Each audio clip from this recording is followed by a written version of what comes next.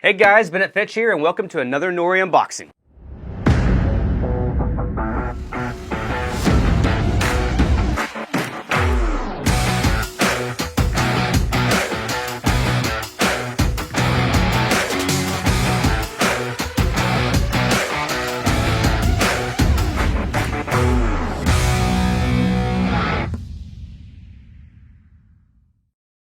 Okay, today guys we have a great product. This is the AMETEK Spectro Scientific LaserNet 230.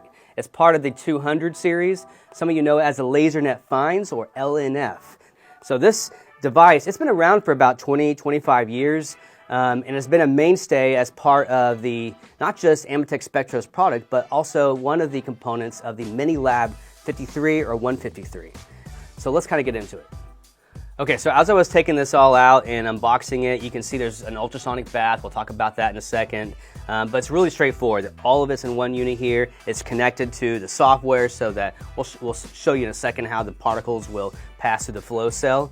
But it's really easy to use. Once you have a sample, here I got a sample over here. Let's say I just took this sample from a machine. It's a pretty dark oil, but that's okay. It'll work here. And this tube here, this is called the sipper tube. We can lift it up, put the sample of oil underneath after I open this and bring it back down into the sample. And there's a peristaltic pump there that starts to rotate to pull the oil through the different cells in there to monitor for wear particles and also give you that image that we'll talk about here in a second. So it's really straightforward. You can watch some videos online that give you more visuals of how to operate this, but within a minute or two you have it done. Okay, so it's important to note that the LaserNet Finds, this method here, is using direct imaging particle counting. And the importance there is based on the ASTM standard 7596 that is allowing this tool here to automatically categorize the particles based on how they're produced, especially if they're wear debris particles. So like I said earlier, individual images are taken, but the most important thing first is to detect whether or not we have an increasing amount of particles. So that's the particle count.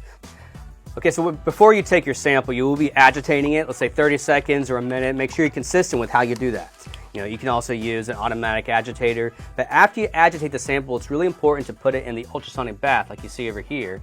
And this will allow those air bubbles to become dislodged because you're going to create a little bit of entrained air as you agitate it. That's okay, but you need to release those air bubbles. And do it for about 30 seconds on the ultrasonic bath. No more, because the longer you do that, it actually can cause the debris within it to actually go down, which takes away from our goal here to keep it homogenized.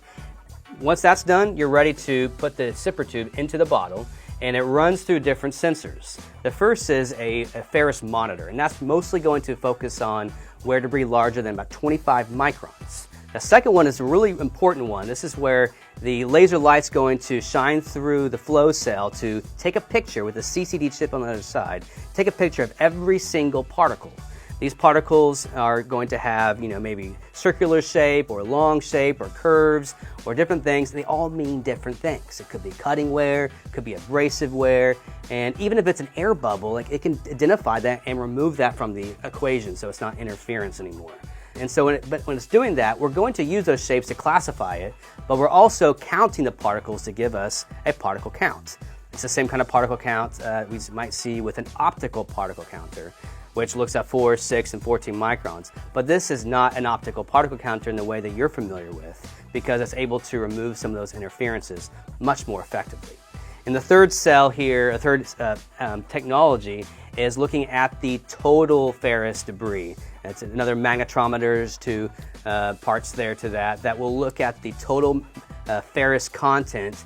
And then when we're able to look at the large wear debris over 25 microns and compare that to the total, it gives us a sense of whether or not this is normal wear, abnormal wear, or perhaps severe wear, which is really important as you trend that data from sample to sample.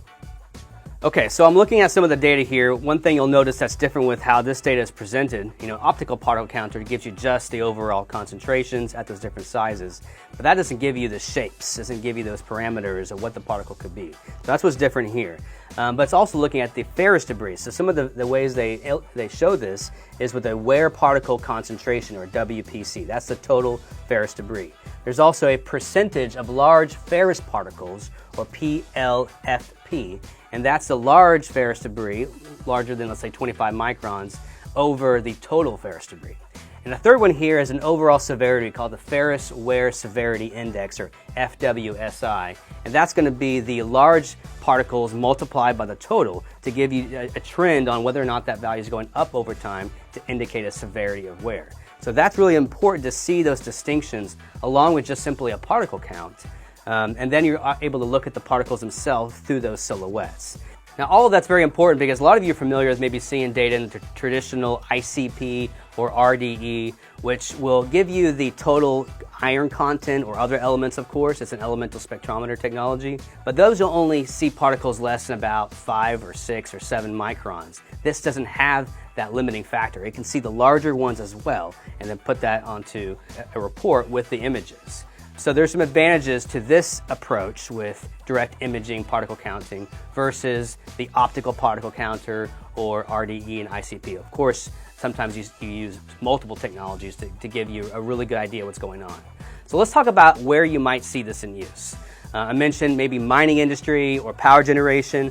Those are examples where taking the oil samples on the critical machines are important to see that trend over time to catch those problems. Not just a detection of an increase of particles, but to tell us what exactly is in there with ferrous debris or something else.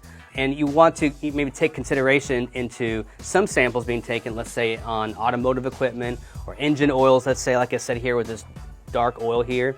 It's able to monitor even the soot level up to about 2% soot in the sample because of the way the laser light is shining onto the CCD chip through the flow cell. So there's a lot of various ways in which we can monitor different parameters depending on what the oil type is. Is it a turbine oil? Is it an engine oil? Is it a hydraulic fluid? Hydraulic fluids definitely need to be monitored to make sure that the contamination levels are as low as reasonable for those applications because they can be sensitive to contaminants.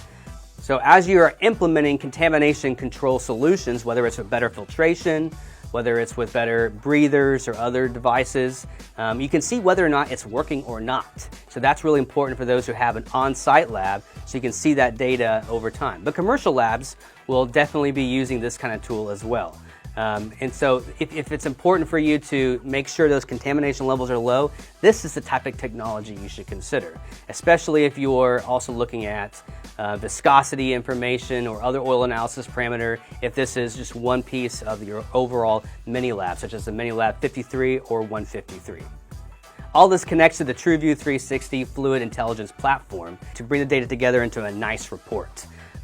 Okay, so once again, this is a combined technology. Yes, we're getting the particle count and even looking at the shapes and sizes, but we're also getting a PQ or a direct read ferrography for some of the ferrous concentrations. And then we also have this ability to get analytical ferrography, not through the typical microscope manual approaches, but there's almost an expert built within this through the software to categorize these different silhouette particles and tell us what they might mean.